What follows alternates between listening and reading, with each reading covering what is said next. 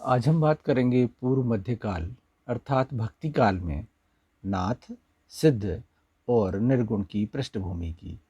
तो बात करते हैं हम उत्तरी भारत की। जब उत्तरी भारत में मोक्ष हेतु और निवृत्ति का मार्ग प्राप्त करने के लिए एक परंपरा आई जो सिद्धों और नाथ साधुओं के माध्यम से प्रचलित, जिसका प्रमुख लक्ष्य था कर्मकांड बहुत बढ़ गए थे।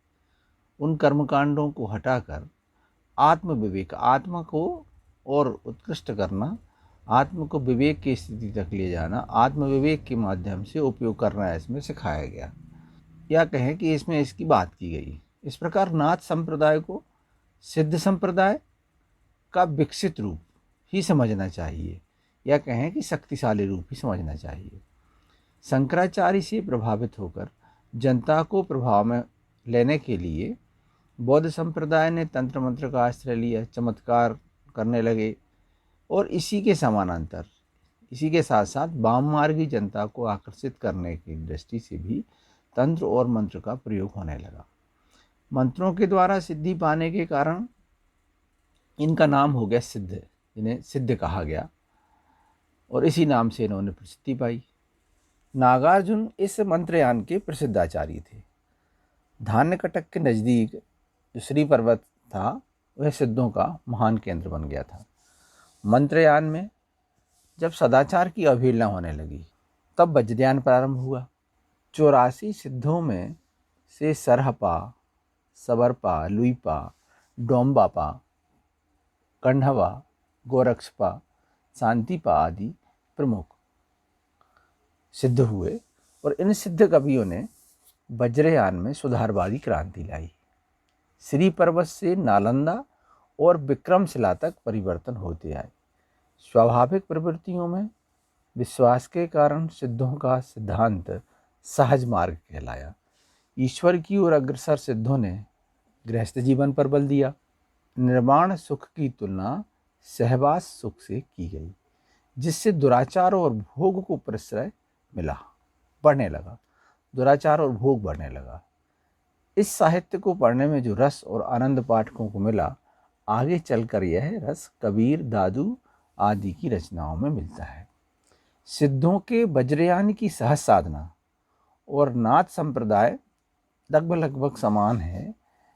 इसी के बाद ही जो सिद्धों का वज्रयान था, उनकी सहज साधना थी, ये नाथ संप्रदाय के रूप में प्रस्फुटित हुई, जिसके प्रवर्तक थे गोरखनाथ।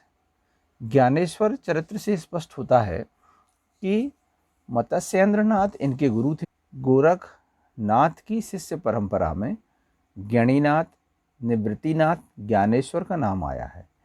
जीवन की वास्तविक कर्मकांडी श्रृंखला से मुक्ति का श्रेय नाथ पंथियों को जाता है। कौल पंथ की अष्टांग योग साधना का समावेश कर उनकी अभिचार प्रवृत्ति का विरोध किया इन्होंने। नाथों ने जोर देते हुए वैराग्य को ही मुक्ति का साधन माना। इंद्रियों का सबसे बड़ा आकर्षण नारी से दूर रहने के लिए कहा। इन्होंने निरीश्वरवादी शून्य को ईश्वरवादी शून्य बना दिया। इसी शून्य को कबीर ने सहस्त्रदल कमल माना है। नाथ संप्रदाय के नाथों की चर्चा कबीर ने भी की है। कबीर ने कहा है कि सिद्ध 84 है, माइया मही खेला, और नवय नाथ सूरज अरुचंदा। यानी कि इसमें आदिनाथ, मतेंद्रनाथ, गोरखनाथ, काहिणीनाथ, चरपटनाथ, चौरंगीनाथ, जिन्हें पूरन भगत के नाम से भी जाना जाता है, ज्वालेंद्रनाथ, भरतनाथ, और जिन्हें राजा भरथरी और गोपीनाथ के नामों से जाना जाता है, और ये प्रमुखता से आते हैं नाथ संप्रदाय में। गोरखपंथ सिद्ध और संत युग की कड़ी के रूप में है। हिंदुओं और मुसलमानों के बीच के द्वंद्व को समाप्त करने के लिए गोरखनाथ ने ईश्वर से मिलन कराने वाले योग को दोनों के समक्ष रखा।